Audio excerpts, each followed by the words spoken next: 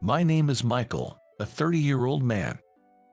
Currently, I work hard every day as a company employee.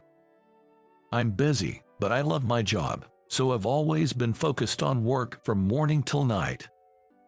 Now I can have 3 meals a day, but growing up in a single-parent household, we were quite poor, and as a child, I often couldn't eat properly. The only decent meal I had was the school-served lunch, but that was only until elementary school. In middle school, I either brought my own lunch or bought something simple from the school store, and in high school, it was either a packed lunch or the cafeteria. I attended a private high school as a scholarship student, so we didn't need to pay for my tuition fees. I was fairly smart, so I applied to a prestigious private high school as my first choice. By scoring high enough, I was able to attend as a scholarship student without paying tuition fees. So, I never had to pay for high school. When I got accepted into high school, my mom was so happy she cried. Most of the students at my private high school were from the middle class or wealthy families. Among them was a wealthy girl named Jessica. Jessica always had shiny hair and wore high-quality shoes from well-known brands. Even in high school, she carried wallets from Louis Vuitton or Gucci, clearly indicating her family's wealth. Her father was a businessman.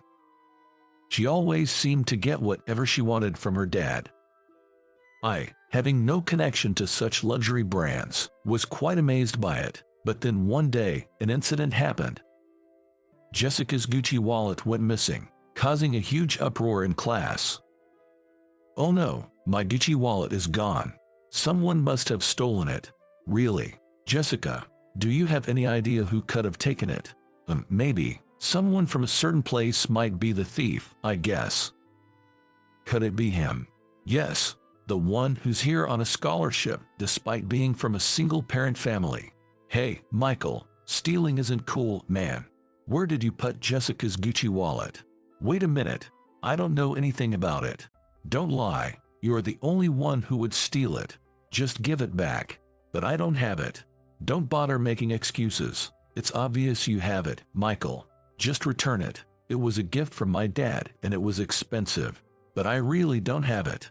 Despite my protest, Kent and Jessica started rummaging for my desk and bag. But they found nothing. My desk was overturned, and my textbooks and notebooks were scattered on the floor. My lunchbox also rolled out of my bag when they flipped it. I was upset that the lunch my mom had made was treated that way. Then Kent unwrapped my lunchbox, suggesting I might have hidden the money inside. I tried to stop him, but couldn't match his strength. "No money here either, but look at this lunch. It's like a simple American meal, just plain bread with a pickle, so plain."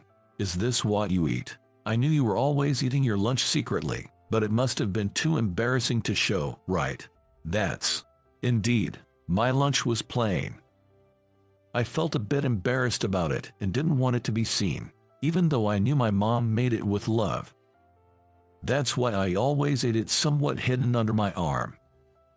Jessica peeked in and burst out laughing. "Well, our dog eats way better than this, haha. No wonder you're so skinny and scrawny, eating stuff like this." At my house, we eat good meat every day. My healthy figure is made from high-quality protein, and this smooth skin, thanks to fresh fruits. You probably can't afford stuff like expensive mangoes or melons at your place, right? Jessica wasn't overweight but had a healthy figure, and from a poor person's perspective, she seemed to eat well every day. I'm sure her silky hair and smooth skin were also thanks to her quality diet. On the other hand, I had a frugal daily diet, lacking in nutrition, which made me less muscular and slimmer compared to other boys. I hated that and tried working out, but without enough protein intake, I couldn't gain much muscle. In my house, we only had meat on special occasions, so Jessica's daily meaty meals were something to envy. But I didn't envy her character. I didn't want to be like Jessica. She always had Kent and other classmates like Brandon, who was absent that day, fawning over her, acting like a queen. She was called Miss Jessica or Lady Jessica by other girls, placing her at the top of the school social hierarchy. Sure, she was beautiful and had good grades, so maybe she was respected for that. But her personality was truly unbearable. Eventually, it turned out Jessica had shoved her wallet in the back of her locker, proving my innocence. But neither Jessica nor Kent apologized for suspecting me. I thought they should have at least said sorry for treating me like a criminal, but I kept quiet because it was too much trouble. High school passed in a flash. The beautiful and brilliant Jessica went on to a famous private university. I also became a college student. I entered university on a scholarship, so I graduated with a considerable debt. Still, I wanted to study at the university, and my mom wished for it too. My mom had wanted to attend a community college, but her father opposed it, so she couldn't. Back then, some people thought women didn't need education, but my mom wanted to get many qualifications at a community college. She graduated from a general high school and didn't get any certifications like bookkeeping during her time there. She often lamented that if she was going to work right after high school anyway, she should have attended a vocational school. Well, that would have led directly to a job. And there might have been more demand for vocational school graduates than those from a general high school. Because she graduated from a general high school without any specific qualifications, my mom only had part-time jobs after graduating. My parents split up due to my dad's infidelity, and my mom didn't receive any child support. My dad went on to have another family, prioritizing them over us. I vowed never to become a man who makes his wife cry if I ever had a family in the future. To me, my father was no longer worthy of being called dad. With such a past, I'm now working as a company employee after graduation. I have subordinates and lots to do every day, but I'm grateful for a steady salary that ensures I don't struggle with basic needs. In high school, I worked part-time jobs with limited hours and earnings due to regulations on student labor. Being part of my mom's household, no matter how hard I worked, my earnings were capped at just over $10,000 a year. Considering that, being a company employee where effort is directly rewarded with a higher salary seemed perfect. I chose to be a corporate employee over a stable government job because I grew up poor and wanted a job where I could earn substantial incentives. In my company, salespeople receive incentive pay, making our efforts visibly rewarding. Well, time to wrap up for today. I'm totally beat. Having worked overtime for a while, I decided to keep it short that day and head home. When I checked my mailbox at home, I found an invitation to a high school reunion from a classmate. We weren't particularly close, nor did we have a bad relationship, but it turns out we attended the same university. We became acquaintances enough to exchange Christmas cards since he mentioned getting married right after graduation. So, he obviously knew my address. I had sent wedding gifts, housewarming gifts, and baby shower gifts, and he had reciprocated. Well, he's not a bad guy. It was just a sort of camaraderie among classmates. I wasn't keen on attending the reunion, but there was someone I was curious about. I had always had a crush on a high school classmate, Sophie. Even though I was poor and disliked by many, Sophie never looked down on me. In late June, during the early summer, I fell on my way home from high school. Sophie, who happened to be on the same route, stopped by a convenience store and bought me a sports drink. "Here, drink this. You've looked pale for a while now. Could you be suffering from heat stroke?" Heat stroke. It's only June, but it's been really hot this year, and we had gym class today, right? Maybe you're not getting enough fluids, and you need some salt too. Yeah, I drank water, but I might have forgotten about the salt. When you drink water, it's important to take in salt too. That's why sports drinks are best for heat stroke. Ideally, you should have oral rehydration solution, but the pharmacy is too far. Oh, I see. Licking salt or eating pickles is good too. Pickles contain citric acid, which helps with fatigue recovery. I eat one pickled plum every day. You know a lot. Did someone teach you? It's wisdom from my grandma. Well, she was a nurse, so she knows a lot. I see. Thanks for the drink. I'll pay you back next time. At $1.40, right? No, don't worry about it. I bought it because I wanted to. Don't mind it. But when you get home, cool down the places with big veins, like your neck, underarms, or the groin area. Okay, got it. Thanks for the advice. At that moment, I found myself really liking Sophie. She was an unassuming presence in the class, wore glasses, and had a quiet demeanor. She spent her breaks reading books, so I think she was a literature girl. I remember catching a glimpse of her reading a challenging book before. It was a book by Michel Foucault, but it was so complex that I was totally lost. But Sophie read them with enthusiasm and seemed to enjoy it. I heard she went on to study literature in college, but I haven't seen her since. I hoped, perhaps, she was still single. On the day of the reunion, I was suddenly called in by a client, so I had to go there after work. I wanted to change into casual clothes if I had more time, but I was still in my suit. Seeing this, Jessica started to belittle me. You, in a suit, are you actually working? I heard you struggled to get into college, but it was a lower tier one compared to mine. So it seems pointless. Well, I graduated from the prestigious K University, you know. Yeah, I was called in for work, so I'm still in my suit. Didn't have time to change. You got a job. What kind of trashy company picked you up? With your university's level, it can't be anything impressive. Actually, it's one of your father's major clients. What? I work at Greenfield Corporation. We supply products to your father's company. Greenfield, as in that conglomerate-affiliated trading company. Wait, how did someone like you get into a trading company? How did you do it? Well, I got in through regular recruitment. I had a 4.0 GPA score, and I went on an exchange program after graduating. Maybe they valued that. You had a 4.0 GPA and did an exchange program. Yes, that's right. So, what are you doing now, Jessica? Well, I'm just helping with household chores. At that moment, a girl beside her whispered quietly. Making fun of Michael, I thought you'd be working somewhere impressive, but that's disappointing. What? Who are you, anyway? Don't you recognize me? I'm Sophie. What? You're that gloomy and plain Sophie. It turned out this girl was Sophie. She had changed so much since high school. She seemed like a completely different person. Sophie had grown her hair to her shoulders, adding a gentle wave. Her makeup emphasized her already beautiful features, transforming her into a stunning woman. Even in high school, I admired her sharp, beautiful eyes visible behind her glasses. But I was surprised how much a person could change without glasses. Her eye makeup really transformed her appearance.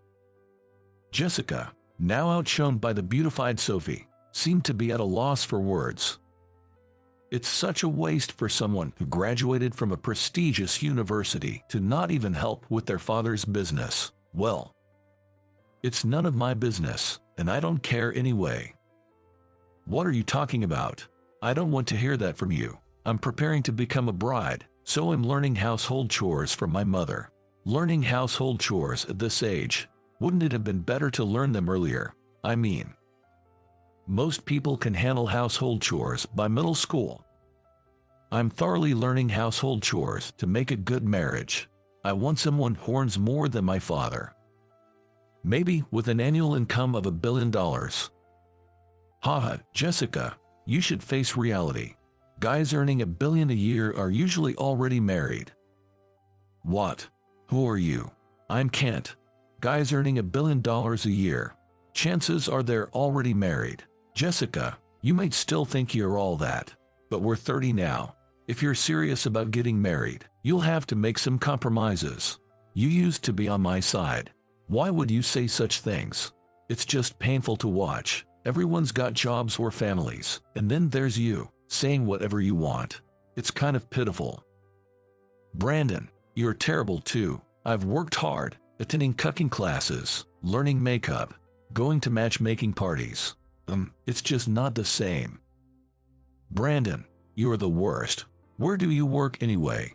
You were just fooling around in high school and college, right? I'm a national public servant. Just happened to be free to come here. I'm usually super busy. A national public servant. Yeah, I work at the Ministry of Foreign Affairs. And what about you, Kent? I'm a doctor. Dropped out of college, traveled from Africa to Asia, then re-entered medical school. Now I'm finally a doctor. You, a doctor? I was surprised that Kent and Brandon, who weren't great students in high school, had such respectable careers. Humans can change unexpectedly. Oops, gotta go. I'm an anesthesiologist, so I get called in for surgeries often. Wait a minute. See ya. Oh, and Michael, sorry for the stuff I did in high school. I've regretted it ever since and wanted to apologize. I couldn't find your contact info, though I later found out Ethan knew it. Yeah, Ethan and I went to the same university and kept in touch. Keep up the good work. Not medical advice, but take care of yourself. Thanks, you too, Kent. Don't neglect your health. Kent had to leave due to being called in. I thanked Ethan for inviting me to the reunion. If it weren't for him, I wouldn't have seen how much Sophie had changed. When I thanked him, Ethan said, "Go for it." But I couldn't bring myself to admit I was interested in Sophie. However, I noticed Sophie was glancing my way, making me wonder if she might be interested in me. Whoa, I'm drunk. If I drink any more, I won't wake up tomorrow. Where's my phone? What? This isn't my phone. Give it back. That's my phone. What's this wallpaper? Jessica and some unknown guy doing something creepy.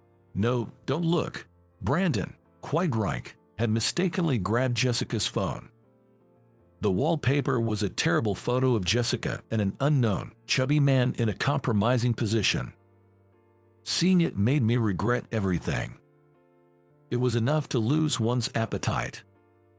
Sophie's face turned pale. You certainly have an interesting hobby. Stop it. Please, act like you didn't see it. I know that man. He's a teacher at my school. What? Yeah, I'm a high school teacher. That's Mr. Thompson, another teacher. It's strange how connections work, isn't it? Wait, you're not going to tell Mr. Thompson about this, right? Maybe I should spill the beans to Mrs. Megan Thompson, who's also a teacher. No, please don't. Sophie had become a high school teacher. She was always quite studious and serious, so it seemed fitting for her. And this man was her colleague at the school. Some teachers get into the profession for the wrong reasons, including inappropriate behavior towards students. At my private high school, where the rules were strict, there were quite a few affairs among the teachers. Teachers are often thought of as saintly figures, but the reality might be different. Just like any other group of people, there are serious and dedicated ones, but there are also those who are not. Jessica screamed and snatched back her phone. If you apologize to Michael, I won't mention this to anyone. What do you say? All right, I understand. Then apologize for what you said earlier. Michael, I'm sorry for belittling you and for talking behind your back in high school. Please forgive me, I'm begging you. All right, I get it. It's okay now. Then I'm leaving. I'll leave the money here. With that, Jessica hurriedly left. A drunk Brandon was a bit annoying, but it was different from high school. He no longer ridiculed me, just a bit of a nuisance. Suddenly, Brandon received a call from his boss, apparently needing to return to work immediately. I used to think public servants had it easy, but those in career positions like Brandon are different. Having passed the National Civil Service exams, Brandon must have studied hard. Unfortunately, I've been drinking, but I need to return to work. Might not get home until the middle of tomorrow night. That stuff. Aren't you going to break down? My blood pressure's already rising. I really need to watch my health. Haha. Don't say scary things like that. Be careful. I'm heading out too. I used to fool around with Kent in high school, but looking back, it was too much. You, though, you're amazing. From a poor family to college, studying abroad, and now a trading company, right? Haha, you're still better in languages, Brandon. Well, I'm in the Ministry of Foreign Affairs, so I can manage Chinese, but my specialty is Japanese. My Chinese isn't that great. Don't be modest. Getting into the Ministry of Foreign Affairs isn't easy. Take care, Brandon. Later, Brandon sobered up quickly after the call. Busy people always need to be ready to respond at any time. I'm in the same boat. I work for a trading company, and I'm constantly bombarded with communications. I deal with overseas businesses, so my work phone gets emails non-stop from morning till late at night. There's a time difference, but the other side doesn't really consider that, and urgent messages are often marked with ASAP. ASAP stands for as soon as possible, meaning I need to reply or respond as quickly as I can. So, whenever I see ASAP, I reply, no matter how tired or exhausted I am. In exchange, I receive a decent salary, so I have to do my job properly. After the reunion, Sophie and I walked towards the same train station. But then it started to drizzle, so we decided to take shelter from the rain. The station was a bit far, and we were at a convenience store. The drizzle turned into a downpour, and waiting it out seemed less practical than buying an umbrella. If it keeps up like this, buying an umbrella might be quicker than waiting for it to stop. True, we don't know when it'll let up. It was cloudy today, but I didn't expect it to rain this much. Let me go buy an umbrella. Should I get one for myself too? Oh no, it looks like there's only one left. Someone else must have bought the others. Oh, then you use it, Michael. I can wait until the rain stops. No way, we should share it. Okay. Sharing an umbrella felt a bit awkward at our age, but it was the only one left at the store. So, our only option was to share the one umbrella. I certainly didn't want to get completely drenched on my way home, and I absolutely didn't want Sophie to walk in the pouring rain either. We'd get a bit wet, but it was better than getting soaked separately. There was a convenience store at the station, so we could buy another umbrella there. As we walked, Sophie suddenly grabbed my arm, which startled me. But then there was a clap of thunder, and it seemed she grabbed me out of fear. When I was little, I got stuck in a closet while playing hide and seek. Really? Yeah, there was this loud boom. It was thunder striking nearby. Since then, I've been scared of thunder. Kind of a trauma, I guess. It's embarrassing at 30, thinking back to being stuck in that small space with loud noises around me. I thought you weren't the type to do such things. Like, you seem too well behaved for that. Actually, I did some naughty things, like smearing my mom's lipstick all over my face or burying my sister's shoes. I get the lipstick part, but burying shoes, what's that about?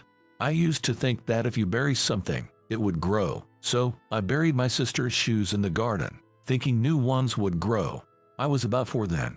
It's silly now, but I thought it was a cute prank. That's quite an imagination. I'm not sure if I've become more sensible, but now I'm a working adult. Being a high school teacher, I often hear that high school students are almost adults, but that's not quite true. They still have a bit of a child in them. That's why they have such rich imaginations. I get moved to tears by their plays during the school festival. By the way, Sophie, you wrote a script for the cultural festival, right? It was incredible. I always thought you had a talent for writing because you read so much. Thank you. Hearing you say that makes me happy. I'm glad I became a language teacher. Sophie always seemed so composed and intellectual to me, but knowing she had a mischievous childhood was a pleasant surprise. I might be the only one who knows these sides of her. She wasn't very talkative about herself in high school and seemed to prefer being alone. But she helped me when I was on the verge of heat stroke and explained things to me, so she's not averse to people. She's just not the type to share everything about herself. So, I was really happy when she shared her childhood stories with me. I felt special, like I was the only one who knew everything about Sophie. At the station, I bought another umbrella for Sophie. Then we parted ways, boarding trains in opposite directions. Before that, Sophie and I exchanged contact information. In high school, I didn't even have a cell phone, and even if I did, the address would have changed. Sophie and I exchanged contacts, and I was grinning all the way home. A little while later, I received a message from Sophie saying thank you for today on my phone, and I replied immediately. Afterward, we started finding time to contact each other. My work is busy, so I have limited time for calls, but talking to Sophie is always comforting. Thoughts of dating and marriage kept popping into my head. I'm already 30 and want a girlfriend. Curious about family life, I contacted Ethan, who married early and has a big kid now. After talking about it, I was teased with "you haven't confessed yet," which finally pushed me to make the decision to confess to Sophie. 3 months after the reunion, Sophie and I met again. Today, she had straight long hair, not curled like before. Her makeup was subtler than before, but she was still beautiful. Staring at her long eyelashes, she caught me and asked, "What are you looking at? Is there something wrong with my face?" "Oh no, it's just that you look different from high school, maybe because you're not wearing glasses." "Yeah, I got LASIK done." "Really? Did it hurt?" "They anesthetize your eyes, so it doesn't hurt, but you're awake and your eyes are open. It's not full anesthesia." "Yikes, I couldn't do that. I'll stick to contacts. Too scary for me." "It's really comfortable. I recommend it. Anyway, what did you want to talk about?" Well, I thought maybe another day would be better, but I really wanted to say it today." Today's your birthday, isn't it? Happy birthday. I wanted to treat you to a celebration again some other time, but I at least wanted to give you your present today." "Well, that's so sweet. Thank you. Did you come just for that?" "Yes. I wanted to see you on your birthday and wish you in person." "Can I open this?" Sophie unwrapped the gift I handed her and gasped in delight. It was a bottle of wine made in the year of her birth. At the reunion, we were at a fancy bar that served wine, and Sophie was drinking wine steadily. She didn't even get flushed despite drinking quite a bit, and when I asked her later, she said she loved wine and had a high tolerance. So, I chose this as her present, and she was thrilled. "Sorry for the heavy gift. I was thinking of sending it to your house." "No, thank you. I'm so happy. I just bought some nice cheese recently." "Hey Sophie, I have a favor to ask." "What is it?" "What I really wanted to say is, would you consider dating me with marriage in mind? Are you? I'm hoping we can start a serious relationship. I have deep feelings for you, Sophie." "Michael, thank you. I'd also like to date seriously and think about the future." "Really? That's wonderful. So, we're officially a couple now." "Yes, we are. Nice to meet you again, in a way." And that's how we officially became a couple. After a year of dating, we happily got married. Brandon and Kent, who used to hassle me but had since reformed, attended the wedding.